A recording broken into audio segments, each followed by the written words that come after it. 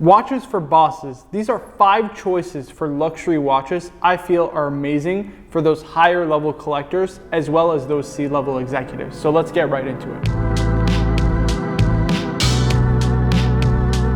So my choices here today are really going to be aimed at your collectors that have an established collection already. These are collectors that have been collecting for a few years, have a little bit more disposable income, and ultimately maybe want something that are statement pieces, something a little different and off the beaten path.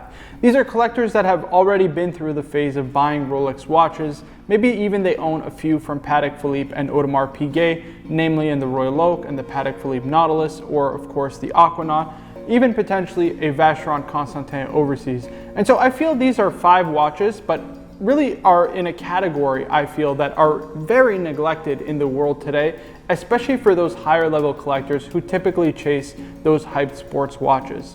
What you'll see on the table here today really aren't those at all. What they are statement pieces, conversation pieces, watches for the proper watch enthusiasts, those who have been collecting for a little while and want something a little bit different and that really do make a statement for those who know. So this first watch right here is from arguably the most prestigious brand in all of watches. It's the Patek Philippe 5139G. What you see here is a white gold perpetual calendar with a really distinct hobnail bezel. Overall, I feel that the balance that Patek achieves in this watch is just incredible.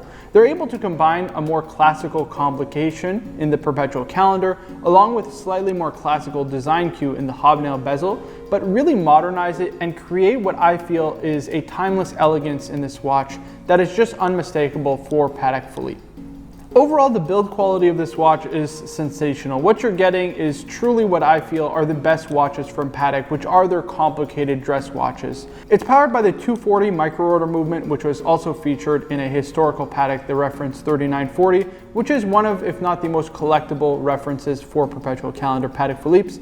And so it's nice to know that the text and specs live up to ultimately Patek Philippe standards. So ultimately, what you get in this watch and what you will get in a lot of these watches are amazing level of quality, amazing finishing, amazing execution. Everything is thought out and executed to the highest level in the watch industry. And I think that is definitely true for the first watch, the reference 5139G, because ultimately it's a timeless classic that will endure and live on forever and will never go out of style. So this next watch is definitely an avant-garde choice. It is the MBNF Legacy Machine Perpetual Calendar. It's one of my absolute favorite watches, and I definitely plan on owning an MBNF at some point in my lifetime, just because the design language is so distinct. At the time of this watch's release, this was the first ever foolproof perpetual calendar. Now, what does that mean? Well, perpetual calendar movements are known to be some of the most delicate movements out there. At the end of the day, you're getting a watch with a ton of very fine components, and when you're setting the calendar, it is ultimately prone to breaking. There are a few different ways, obviously, to take care of it and make sure that you won't ultimately harm the movement itself, but at the end of the day, given the small components in the watch itself, it is just natural for it to be a delicate movement overall. And so to counter this, the watchmaker who made this movement, an Irish watchmaker by the name of Stephen McDonnell, created a mechanism that actually locks the perpetual calendar mechanism during the danger zone of 10 p.m. and 2 a.m. He also created a perpetual calendar system that operates on a 28-day calendar system as opposed to the 30 and 31-day system, both of which are totally unique to the watch industry, making this a first in the industry overall, which makes it extremely special for sure. At the end of the day, the dial, just the base plate in blue, is just exceptional. Mixed with that yellow gold case, it truly does pop. Not to mention the incredible floating balance, as well as the really well finished balance bridge that suspends the balance wheel in the air itself, and the semi-skeletonized dial, which is executed to perfection and shows off a lot of the fine, intricate components of this watch. Overall, I think MBNF achieves an aesthetic that is completely distinct and unique with this watch in a mechanism that is the first of its kind in the watch industry. And so without a doubt, in my opinion, it is a boss watch. And without question, it is an amazing choice for somebody looking for something off the beaten path that is a true statement maker. This next watch is by one of the most important independent watchmakers in the world today, and that is F.P. Journe. When F.P. Journe launched his brand in 1999 with the Tourbillon Souverain, he really set a standard for independent watchmaking, which is to ultimately create new forms of mechanical art that had never been done before. Now this watch we have featured here is one of his most simple watches, but it has so many fine details that make you appreciate his watchmaking and his watches overall, and really are a testament to the quality of his watches. This model in particular is the Chronomet Souverain in what is known as the Havana dial with a platinum case. Now this is one of Journe's more simple watches, it just having a sub-seconds and a power reserve indicator. But one thing to note is of course the incredible attention to detail, first and foremost with the amazing numerals and the handset that he used that are so distinct to the FP Journe brand. But most importantly is the movement itself.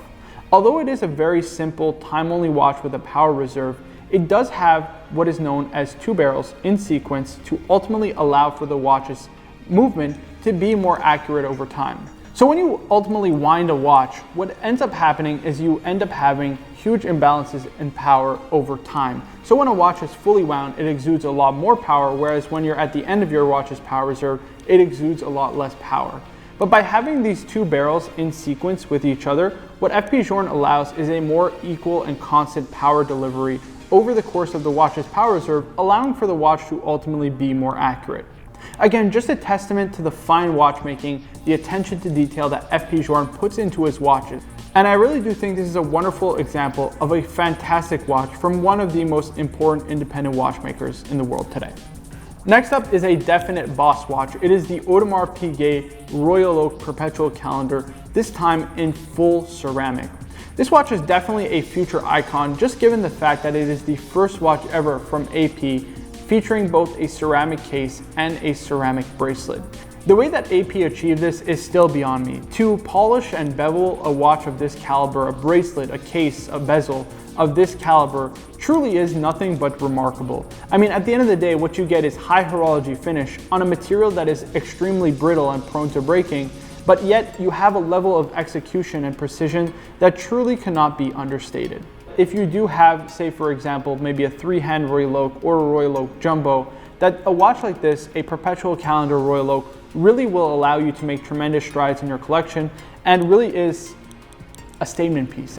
Last but certainly not least is one of my absolute favorite watches in the world today, and that is the A. Lange & Söhne 1815 chronograph. This particular version sports a rose gold case with a black dial, and ultimately there's not much I need to say about this watch because truly the quality and the craftsmanship speaks for itself. This watch features the same base movement as the Lange datograph, which I've talked about in previous videos, as it really shook up the watch industry upon its release in 1999, given the one-of-a-kind movement architecture and given the fact that it was the first in-house manual wind chrono developed in almost 40 years. And so you get all that history, all that heritage in a format that I think is actually a little bit cleaner than the datograph overall, given the fact that it is a slightly slimmer case and a slightly smaller profile, which suits my smaller wrists better. Now, of course, that doesn't mean that the datograph is any pushover. I think it's a phenomenal watch if you choose it over the 1815 chronograph. I truly think you can't go wrong, and A. Lange & Söhne is one of, if not the very best makers of manual wind chronographs on the market today. Just seeing this watch in the flesh is when you can truly appreciate just how high quality this watch is, from its hands to its dial to its incredible case and of course its immaculate movement. It truly is a statement maker, and I feel it is one of the absolute best watches, best manual wind chronographs as well on the market today, just because at the end of the day the quality, the feeling that you get even when you actuate the chronograph is just truly one of a kind.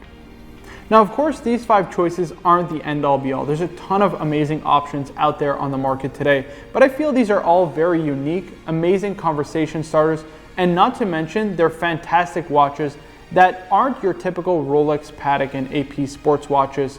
And overall, I just feel they're absolutely amazing, whether you're an avid collector or whether you're somebody just looking for something that is a true statement maker. Guys, my name is Marco. Thank you so much for watching. I'd really appreciate you guys if you'd hit the like button, subscribe for more videos in the future, and guys, I'll see you in the next one.